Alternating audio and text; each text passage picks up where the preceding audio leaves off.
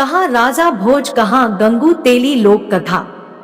प्राचीन समय की बात है। किसी नगर में एक राजा रहा करता था जिसका नाम परमार भोज था और इन्हें राजा भोज के नाम से जाना जाता था।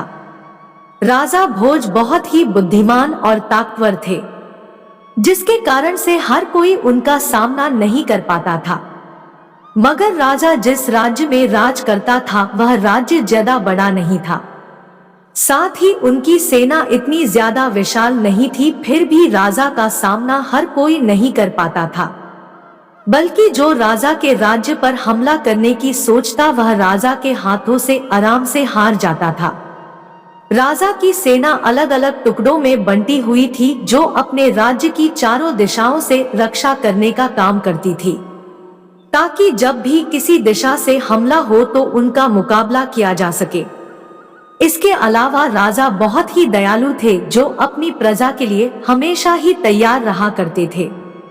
साथ ही वे धर्म की मिसाल थे, जिन्होंने अपने राज्य में कई मंदिरों को बनवाया था। इसी तरह की एक बार की बात है। पड़ोसी राज्य में गांगे तैलंग नाम के दो राजा और रहा करते थे। गांगे तैलंग की सेना काफी अधिक विशाल थी, जिसके कारण से वे हर किसी को आराम से हरा सकते थे। इसी कारण से गांगे तैलंग को लगा कि अगर वे राजा भोज के राज्य पर हमला कर कर जीत लेंगे तो उनका राज्य बढ़ जाएगा। साथ ही गांगे तैलंग को लगा कि वे राजा भोज जैसे छोटे से राजा को पल भर में हरा सकते हैं। इस कारण से गांगे तैलंग ने राजा भोज पर राज्य पर राज करने का सपना देखना शुरू कर दिया, और इसी के चलते एक गांगे और तैलंग राजा भोज के राज्य पर हमला करने की योजना बनाने लगे, और योजना के तहत उन्होंने हमला भी कर दिया था।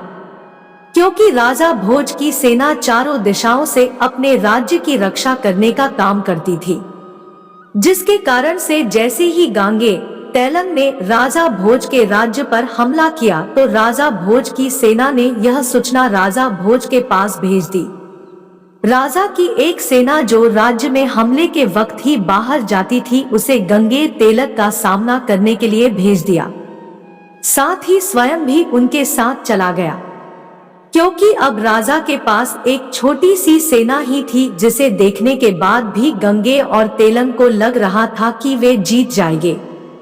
मगर ऐसा नहीं हुआ। यानी राजा भोज उनकी सेना का बहुत समय तक सामना किया और फिर उन्हें अपने घुटनों पर टिकने को मजबूर कर दिया, यानी गंगे और तेलंग को हरा दिया, जिसके कारण से गंगे और तेलंग राजा भोज के पैरों में पड़ गए और उनसे माफी मांगने लगे। मगर राजा भोज दयालु थे, जिसके कारण से उन्होंने दयालुता दिखाते हुए दोनों को माफ कर दिया और जाने दिया। मगर जब इस बारे में राजा भोज और गंगे और तेलंग की प्रजा को पता चला तो वे कहने लगे कि कहाँ राजा भोज, कहाँ गंगे तेलंग। फिर भी वे राजा भोज से हार गए। इस युद्ध के बाद में राजा भोज के बलवान होने का किस्सा चारों ओर फैल गए, और इस बात को जानकर लोग कहने लगे कि कहाँ राजा भोज और कहाँ गंगू तेली, यानी गंगू और तेली जैसे विशाल सेना वाले राजा भी राजा भोज जैसे छोटे राजा से कैसे हार गए। इस तरह से उन्हें विश्वास नहीं हुआ, मगर सच यही था, क्योंकि अब दोनों पक्ष वाले राजाओं यानी गंगू तेली और राजा भोज में तुलना होने लगी थी, जिसके कारण से समय के साथ जब कभी दो या अधिक लोगों में तुलना होती तब ऐसा ही कहा जाने लगा, जिसके कारण से समय के साथ यह एक मुहावरा बन गया और लोगों के दिलों में राजा भोज के बलवान होने के सबूत जीवित बने रहे। इस युद्ध के कारण से राजा के महानता को जीने का मौका मिला और आज लोग इस बारे में भली भांति जानते हैं।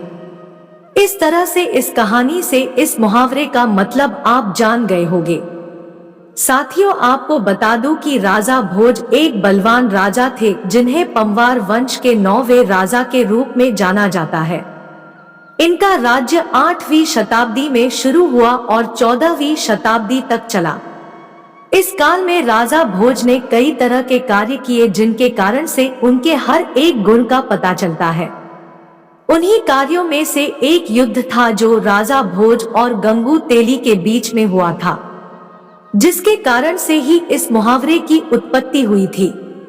जिस तरह से पहले कहानी में बताया गया है, इसी तरह से इस मुहावरे का जन्म माना जाता है, क्योंकि लोग अपनी बोलचाल में कुछ बदलाव करते रहते हैं, जिसके कारण से ही गंगे तेलंग को गंगू तेली के नाम से बुलाया जाने लगा।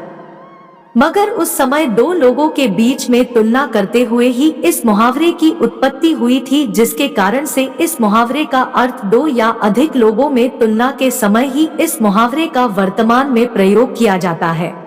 संक्षिप्त में कहा जा सकता है कि इस मुहावरे का अर्थ दो या अधिक लोगों में तुलना होना या अधिक अंतर होना होता है। दोस्तों, वीडियो पसंद आया हो तो वीडियो को लाइक और शेयर करें। धन्यवाद।